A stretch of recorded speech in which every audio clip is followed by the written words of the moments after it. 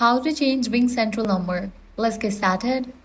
First, open your preferred browser and head over to service.ringcentral.com.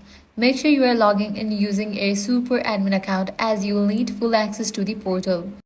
Once logged in, you land on the admin portal dashboard. Next, on the left menu, click on Phone System, then Phone Numbers, then All Numbers. Here you will see a list of all numbers currently linked to your account.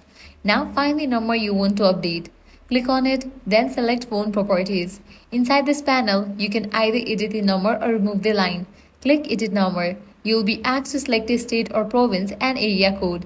Let's say you want a Florida number, choose State Florida, area code 954, then click Next. Since you are replacing the old number, choose the option Delete Permanently from the account.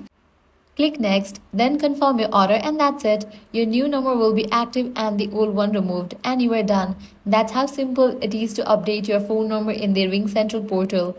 If this guide helped you out, do not forget to like, share, and subscribe. Thanks for watching.